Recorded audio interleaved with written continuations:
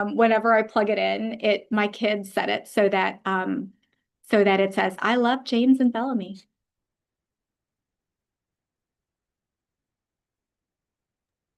That's so cute.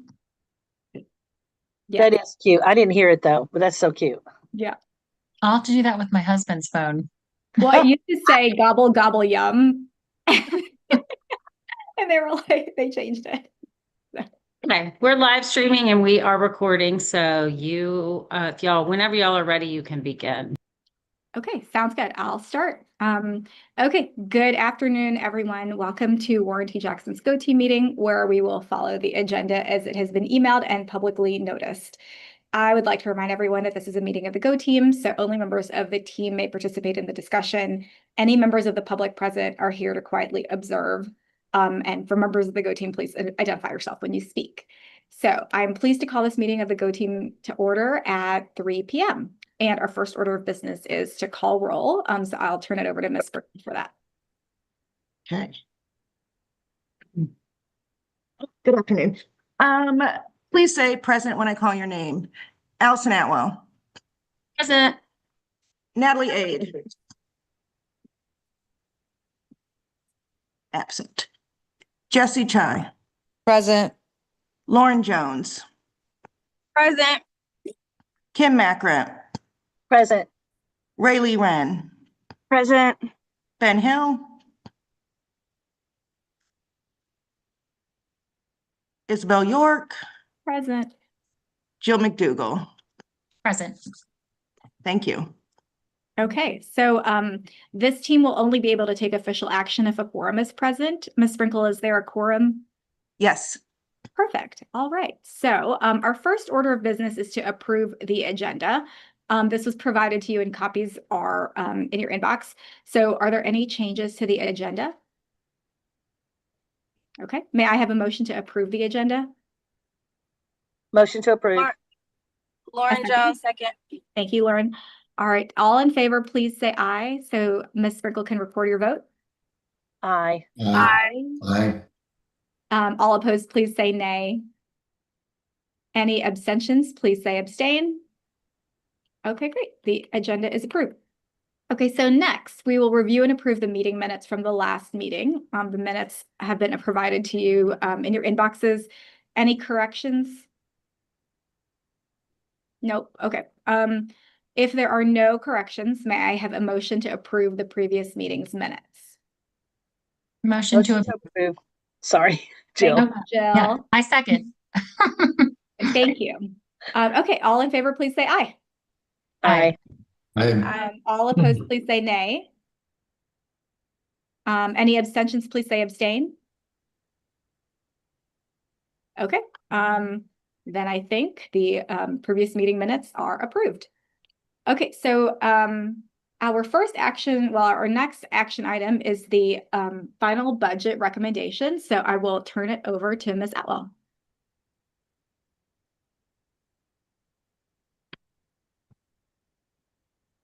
Okay, can you hear me? Yes. Yes. And I'm helping Jill join. So if I'm going to go on mute for a second. Okay. I mean, Jill, Natalie, sorry, looking at Jill, talking about Natalie. Okay. All right. I think we've already gone through the norms.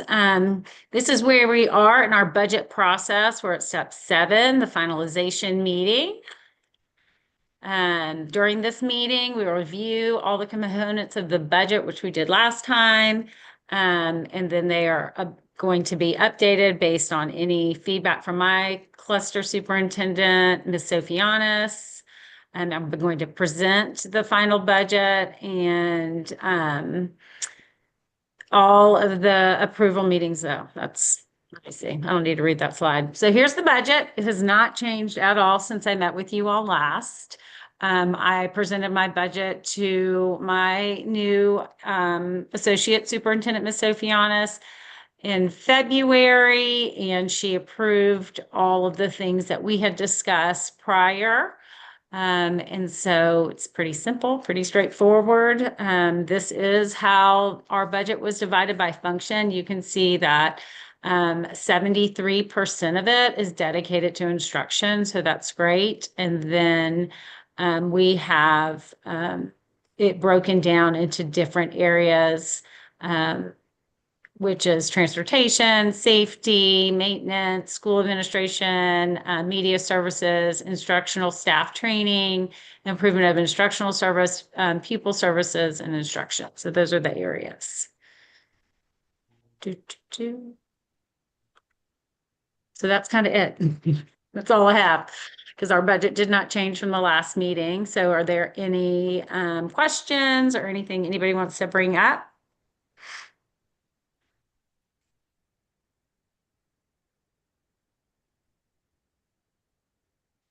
Okay. All right. So now it's time to take action on the budget.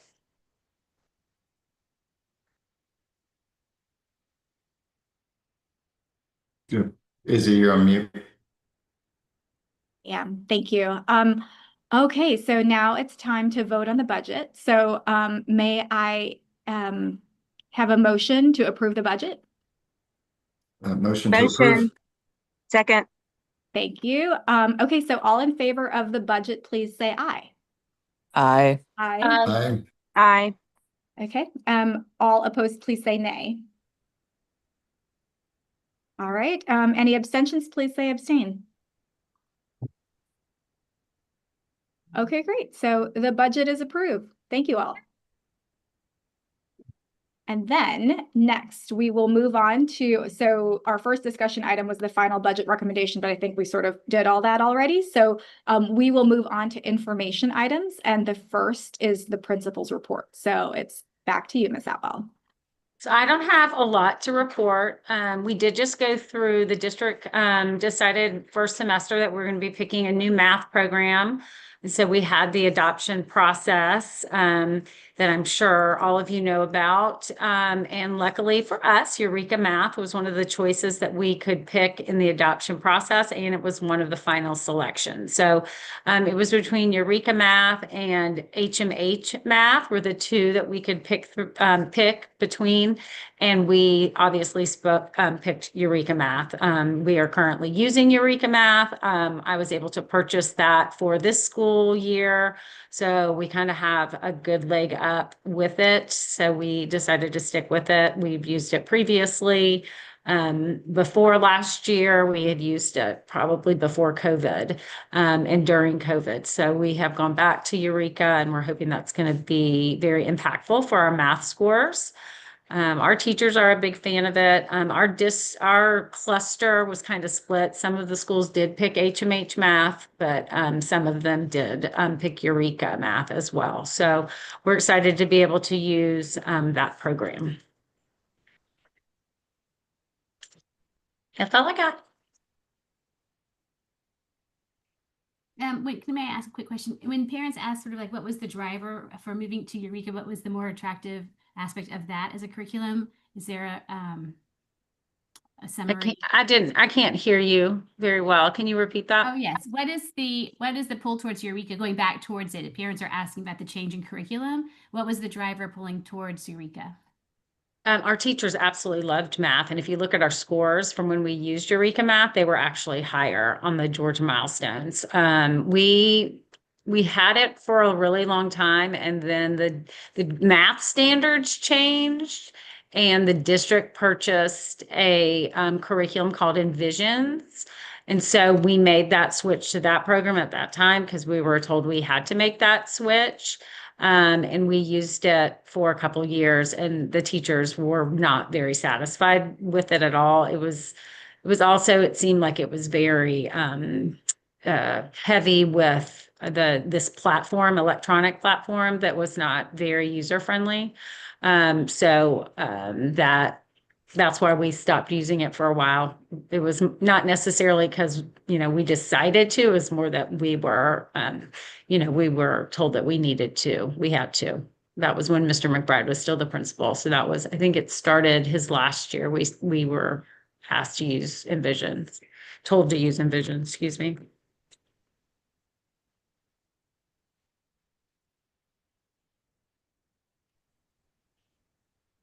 All right, who's ready for Sorry. Yeah. Sorry, I was just trying to get off mute. if there was just a brief summary of the differences, and I'm a big fan of Eureka Math, but any summary of kind of the key differences between that and the HMH in case we get asked. I don't have any of that in front of me. I'm happy to send it to you though. Okay, thank you. Yeah, those were, we sent out there were 3 or 4 that were in the final running for our district choice. And I sent all of those. There were some like digital links for parents and information, and I can send those to you, Ben. Okay, thank you. Sorry if I missed them. Teacher's point of view, I think Eureka has more focus on application, like instead of just computation, which is important. Thank you, that's helpful. But in HMH, I think one of the draws for some of the other schools for HMH is that HMH also is one of the choices we could have picked for the reading and ELA. We did not pick that. We picked Benchmark last year. And so some of the schools are already using an HMH, curriculum. And so the platforms between the two that they have for all of these types of programs, the HMH platform will, have a lot of similarities for the math and their reading and ELA program. So that was, I think, part of the draw, and has a similar kind of a similar structure that their reading program does. So that was, part of the reason I think other schools chose HMH. That's helpful. Thank you.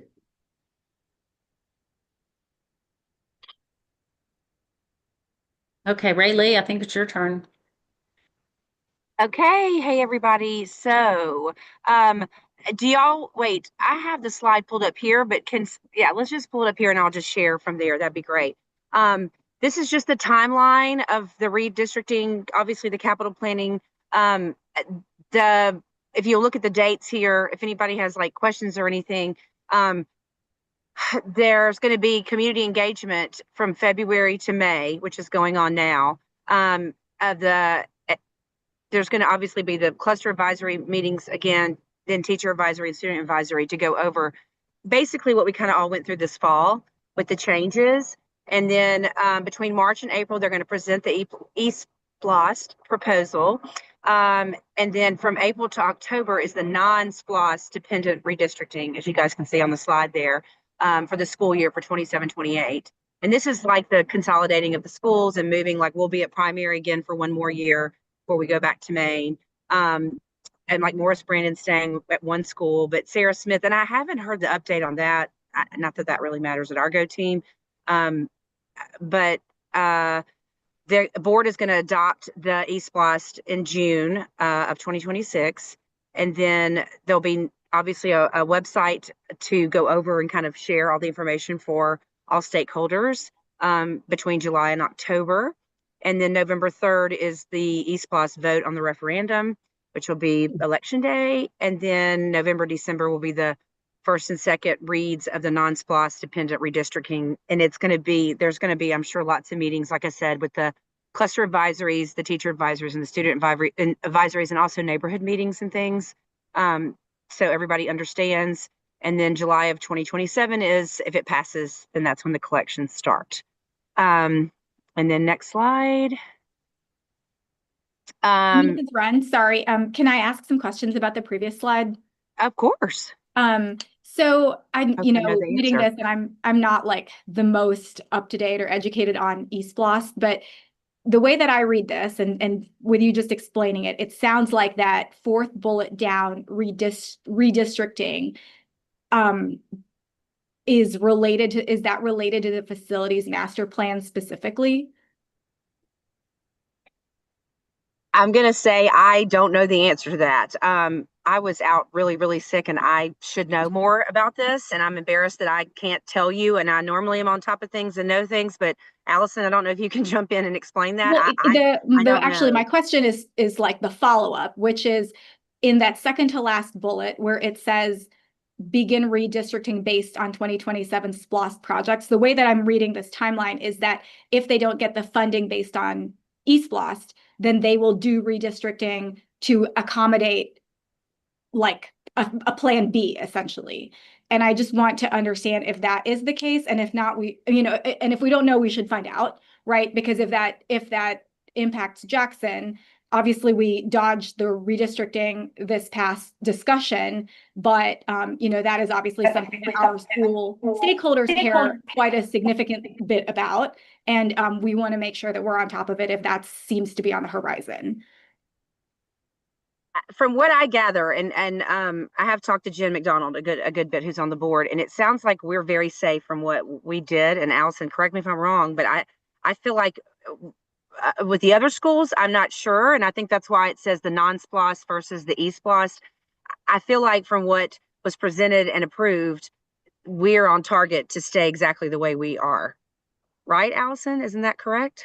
Yeah, I think that, so there are within that plan with other clusters that I am not as, fluent on all of the things that are impacting every single cluster or school in the plan. But I think that is talking about some of the schools that are not dependent on getting e-SPLOST, money for construction. Like Sarah Smith is dependent on that.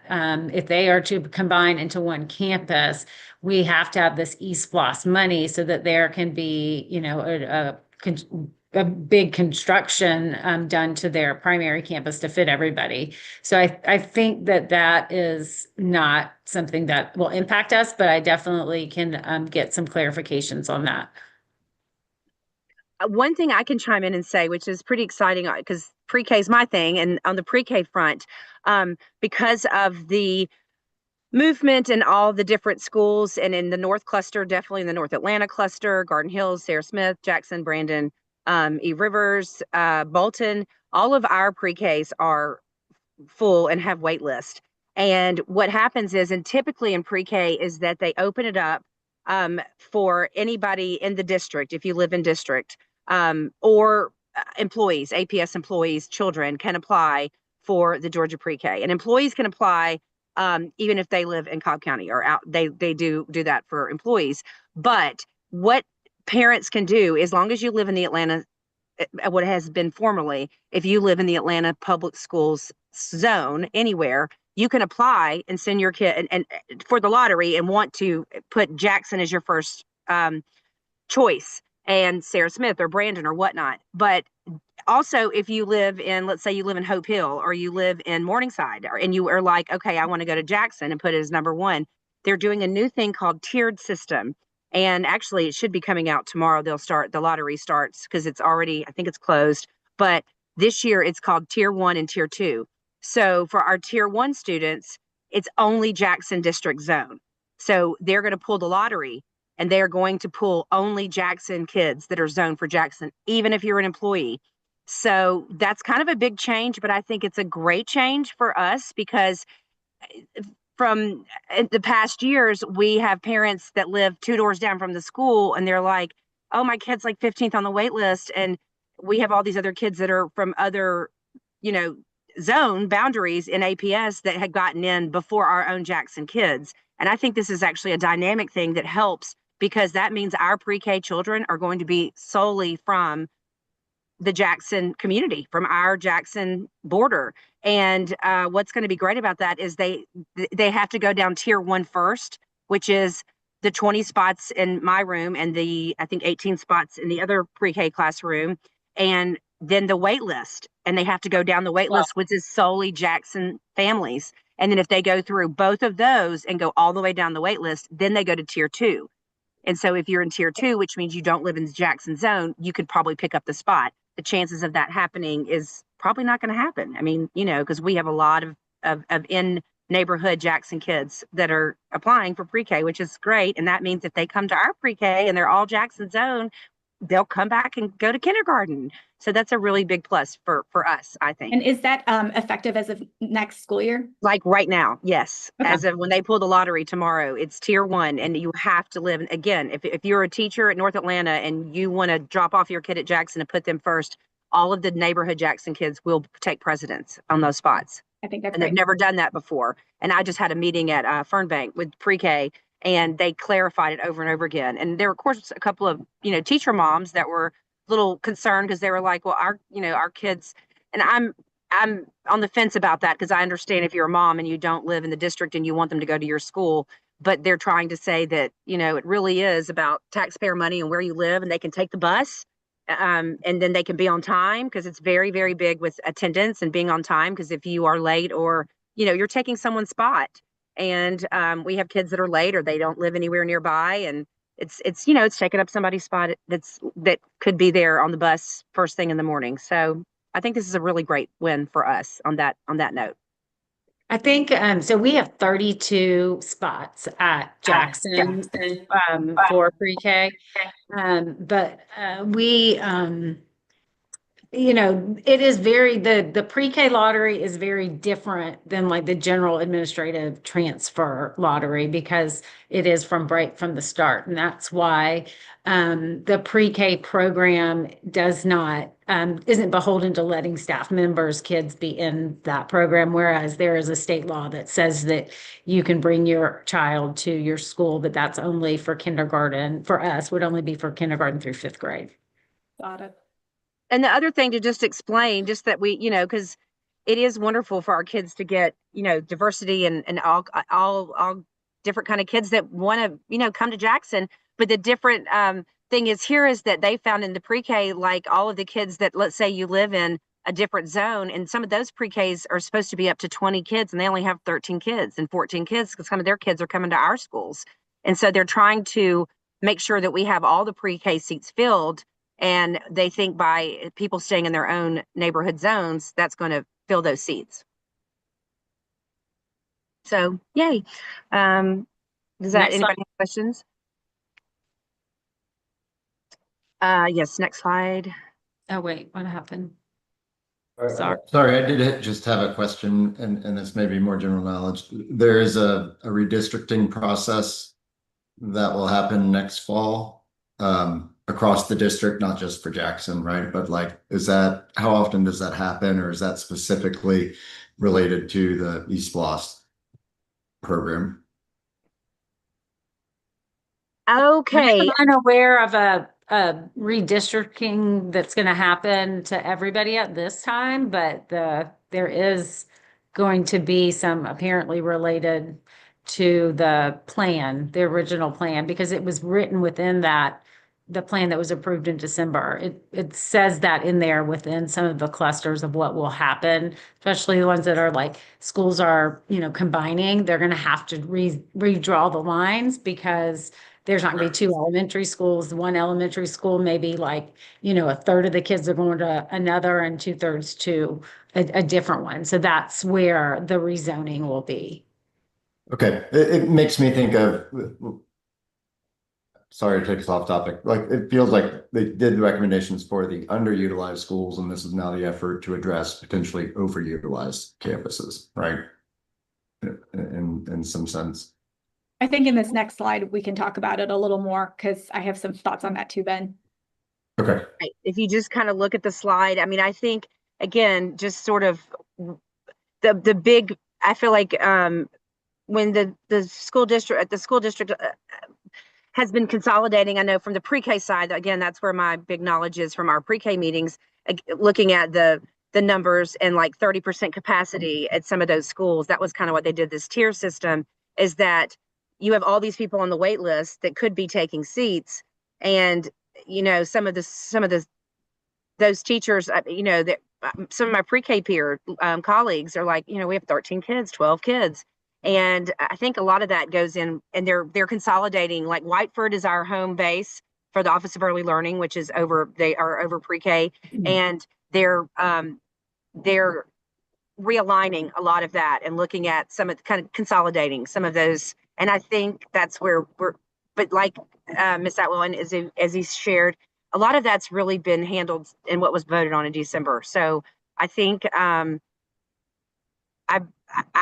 need to get back to everybody and find out some more information, but I do think, it hopefully doesn't affect us. That's the great thing. And then looking ahead, if you guys see, like with the East Floss, and I know it's voted on, and I really feel like it hasn't always passed. I mean, if anybody can chime in, I don't know anybody who's into the voting or politics, but I feel like usually it passes without a problem. But I mean, that's just a guess.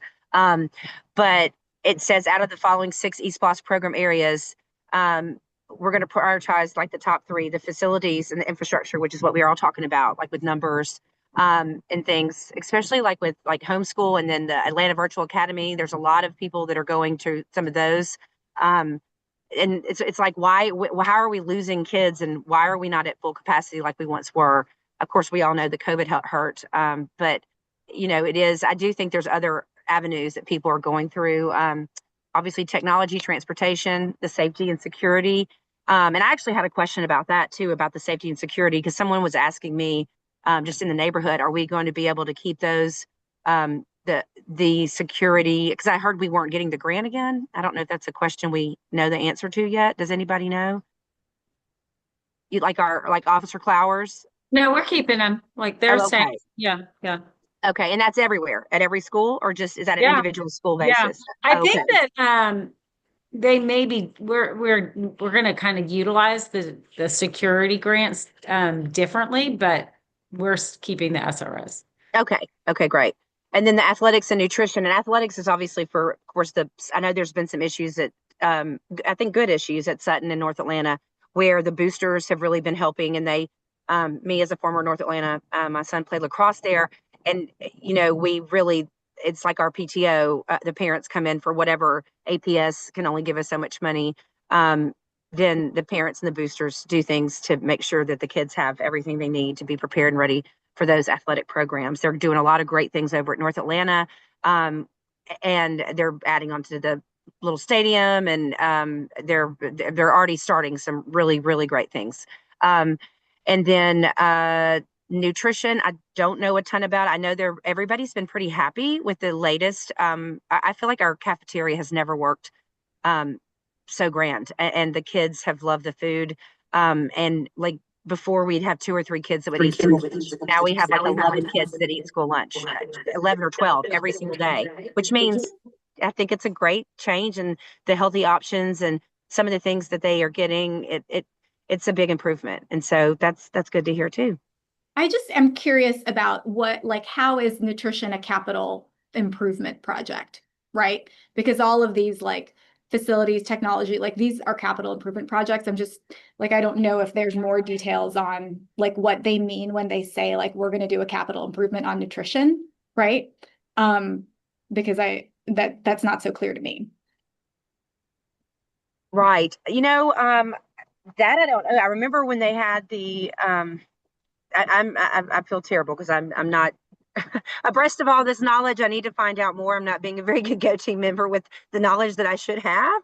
But from what I do know, I feel like as they went through different companies, because there was a big lull. Like I said, my own child, it was like, oh no, the food. And then like at North Atlanta, they got a brick pizza oven, and he was like, oh mom, I don't need lunch. The lunch at school is like awesome. And like they have really taken, and I think they did a lot of surveys with the kids. And I don't know if that's the older kids too.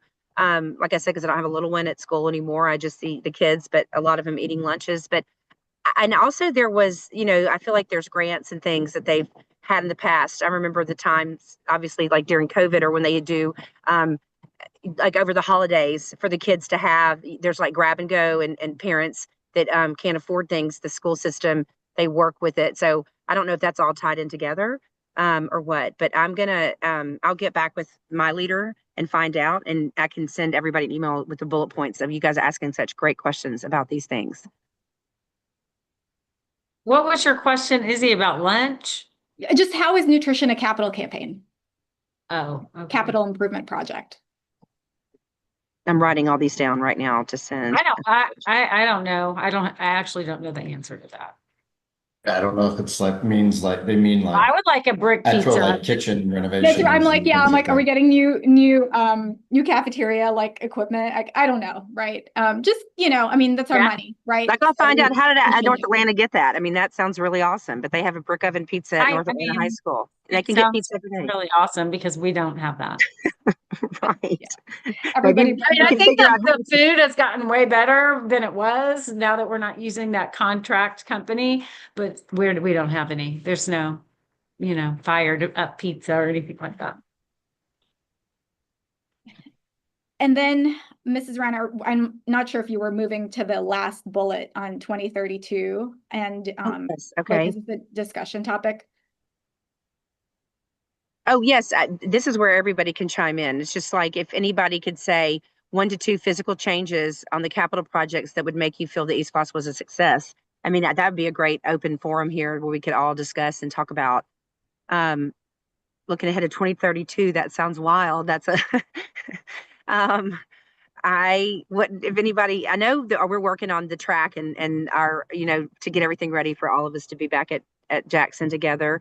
But is there anybody that wants to chime in on, like, I don't know, brick I pizza mean, oven? I'll start, I think about it from a cluster standpoint, right? Not just for Jackson. But I know one of the things like we've been talking about this whole year is that our middle schools and high schools are out of space, right? Frankly, out of space. And so I would love to see a capital campaign that focuses on figuring out what to do from a capacity standpoint. Like, I mean, to Ben's point, right? Like that's where we should be focusing on. Because we really need a solution to figuring out how to account for our population in middle and high schools. And obviously, ideally, in my perspective, without redrawing our boundaries and redistricting, because that's something that we don't want either, just as, people who live in the community, right? And I get that. I know North Atlanta, I mean, it's such a big facility. And they are, and I think that's what some of this, not redistricting, but like, I feel like they're, that's in the process, but at Sutton, I don't know that it is at full capacity. Is it? I mean, this like because they're keeping the 6th It's grade not academy. because we have 2 campuses, but that 7-8 campus is not at capacity, but it will be eventually. I'm also like in terms of, I know this is, down the list, but like athletics wise, Yes. North Atlanta has that amazing property. If you've been back there and seen their fields, they're amazing, but they actually do not have their football games there because I think there's not stands. I don't know, but that to me has always seemed so crazy because they have a giant parking deck. So there's plenty of parking over there for a football game, but they actually don't play games there. And I think that, that's kind of a miss for that, for it being the biggest high school in the district. And then they don't even play their football games there. They play them at the old, Midtown Brady, Park. Brim. Midtown, yeah. I think they're But- actually, that's what they're but- working on right now is the stadium, is adding the stadium. That's their big campaign. I think they've already started adding more because like the lacrosse games are there. And if they play, they do scrimmages like against Westminster and Holy Innocents. They have them there on campus, but their whole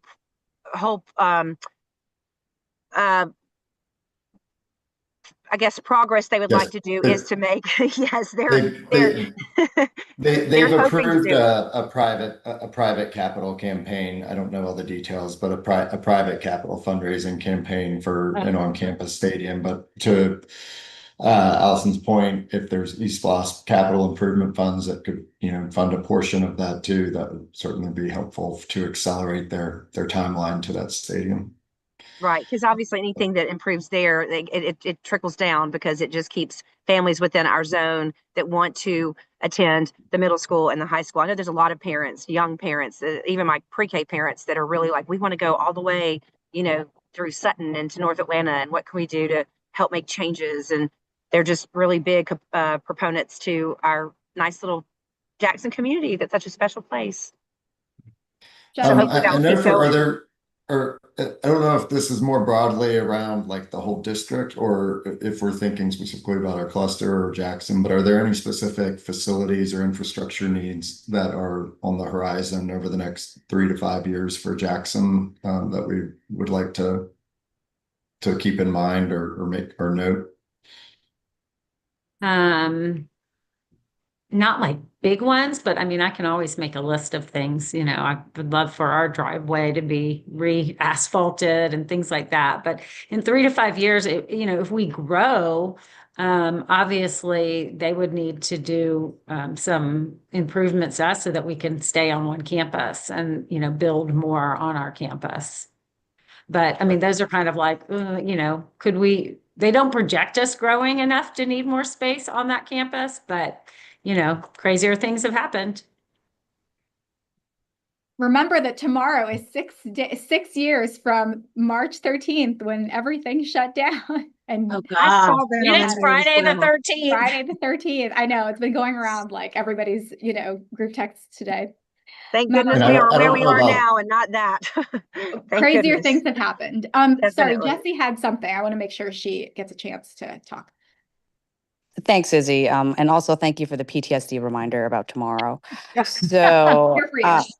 I agree with what everyone has said about the importance of infrastructure and everything, but I really want to throw a vote out there for also nutrition, which is kind of like the main reason I joined the Go team, because I'm really glad to hear that the food is so much better.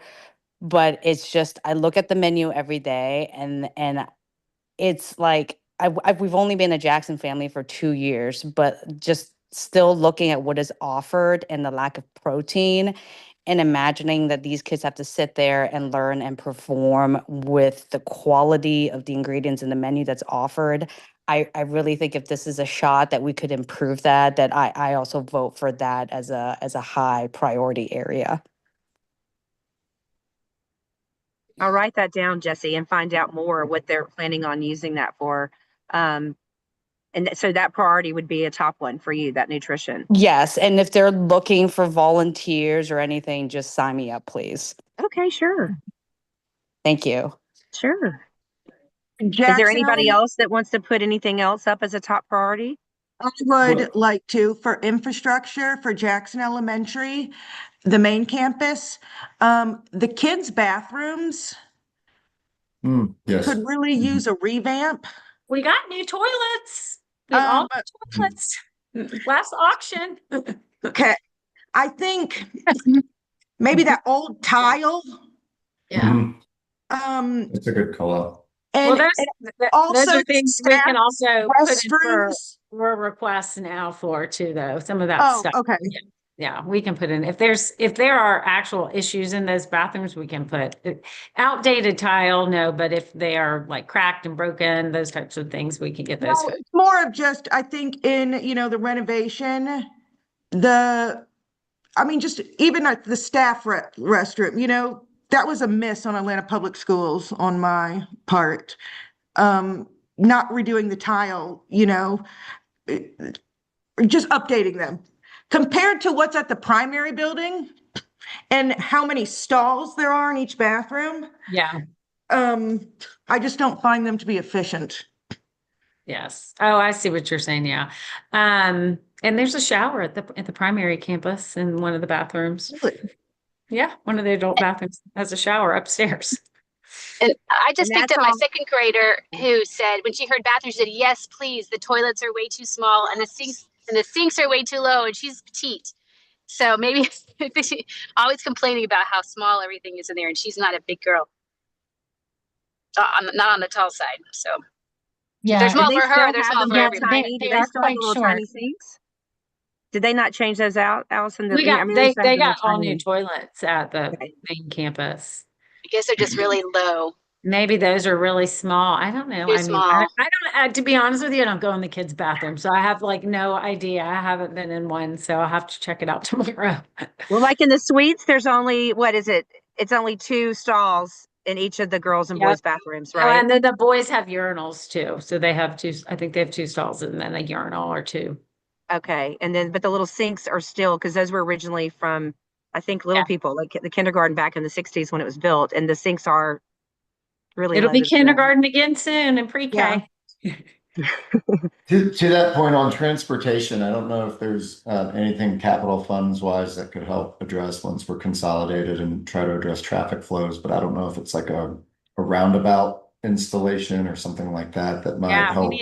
more buses too. Like they've got a lot of new ones, but would love more of those new buses that some of our drivers have. New buses might help too. Is it more as in quantity or more of the newer like upgrades? The new, well, I mean, because the older buses are generally the ones that have lots of problems. So Oh, they're and trying break-in. to get those out, and they've done a lot to try to get the new ones. They got a grant and bought a bunch of I guess they're electric or hybrid buses. And so they're, slowly trying to do that. Got it.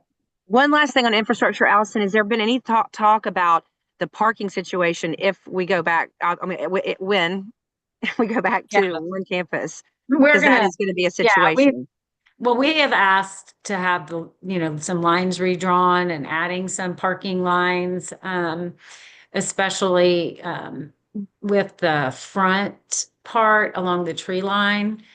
What would be great is if we didn't have that like big center part in front of the school, if that could be parking, but that is something that we've been talking about. Unfortunately, for a lot of schools, parking is an issue, and our staff will take up, all the parking spots probably. So that's going to be something also that needs to be kind of figured out. And obviously, Coronado, the people that live back there are not a fan of us using their street, but unfortunately, the reality is when you have, a school, they use neighborhood streets often to park. So, we'll definitely have to do a lot of communicating with that neighborhood about that. So, but yes, there are talks about the parking lot. Like I said, I would love for like the parking, all of the parking lot and the driveway to be, re-asphalted, redrawing parking spots,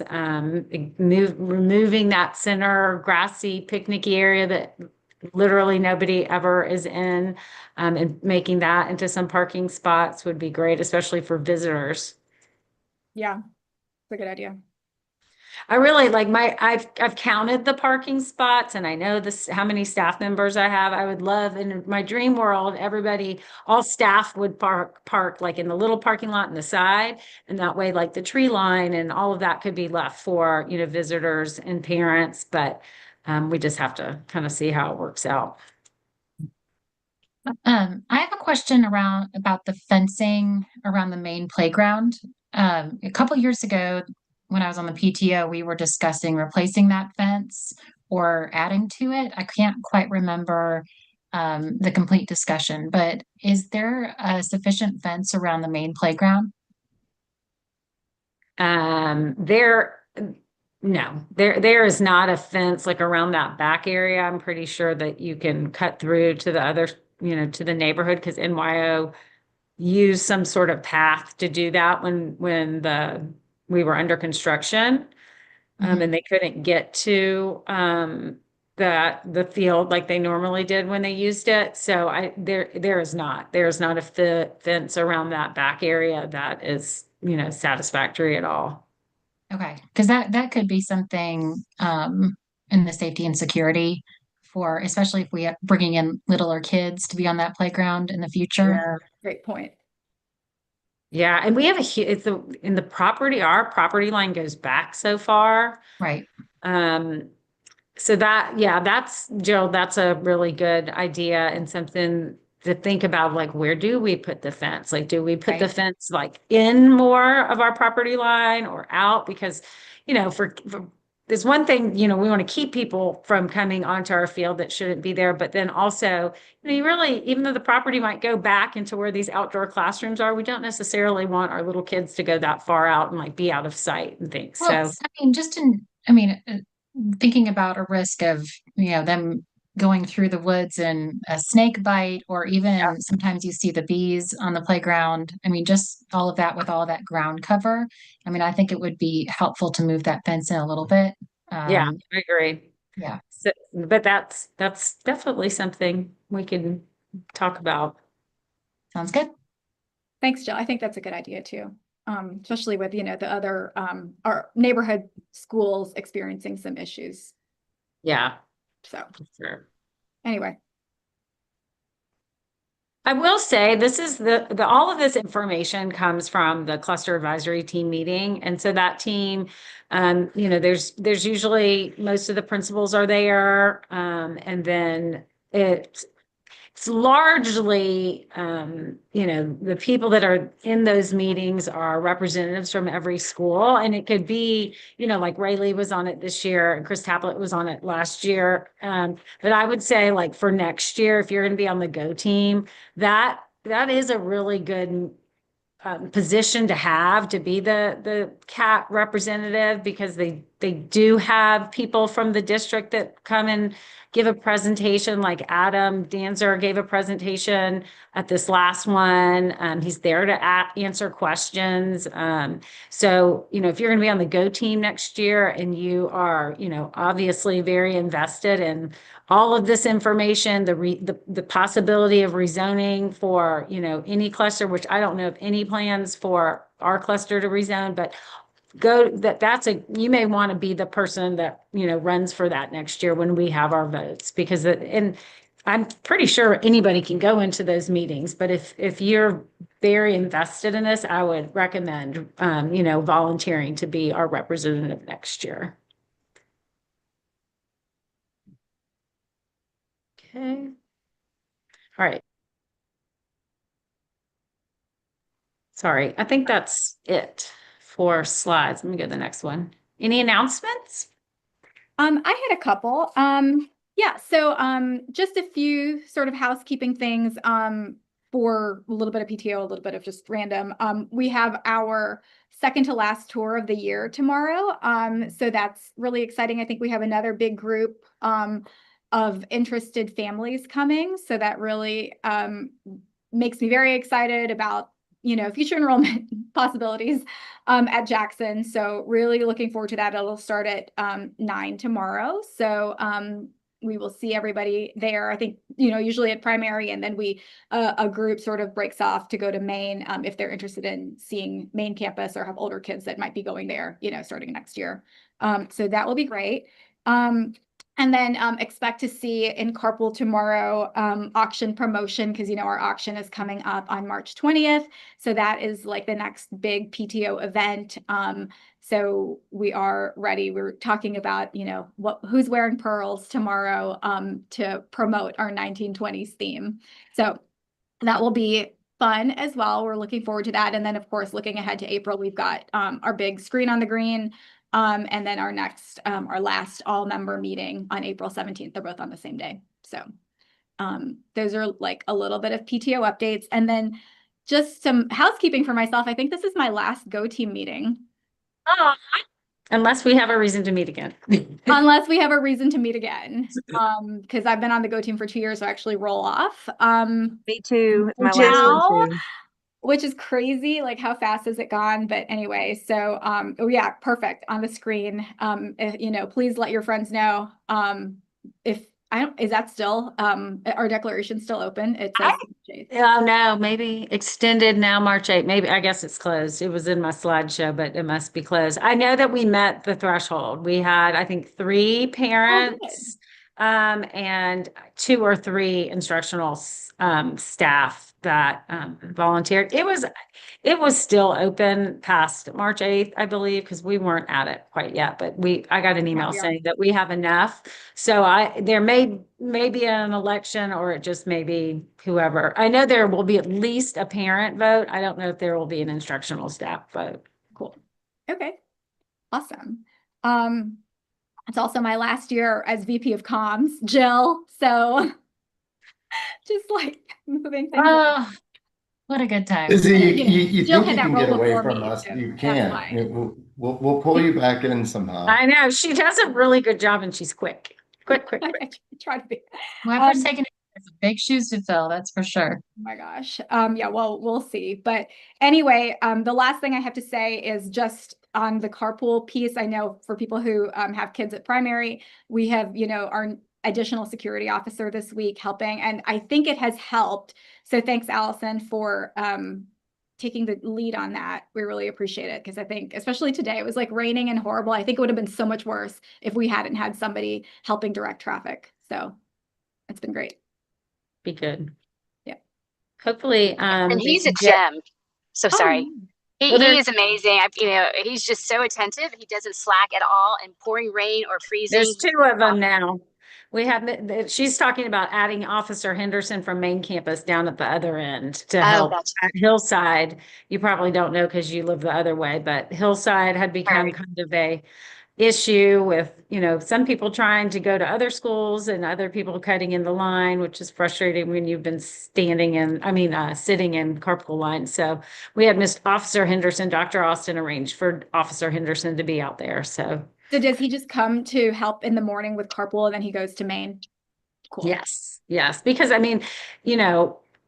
once we're all on one campus, we're going to need our SRO even just to direct traffic in our campus because, people go this way and that way. But so yes, it was worked out well that he could slip in there. Awesome. That's so great. Okay. Well, any other announcements? No. Okay. Well, that is the end of our agenda. So if there's no additional business at this time, may I have a motion to adjourn the meeting? Motion to adjourn? Second. Thank you, Natalie. Okay. So all in favor, please raise your hand. Say aye. Aye. Aye. I don't think anyone's opposed, but if you're opposed, raise your hand. Okay. Any abstentions, raise your hand. Nope. Okay. Sounds good. The meeting is adjourned. Thanks, everybody. Bye. Bye. Thank you, guys. Bye. Thanks.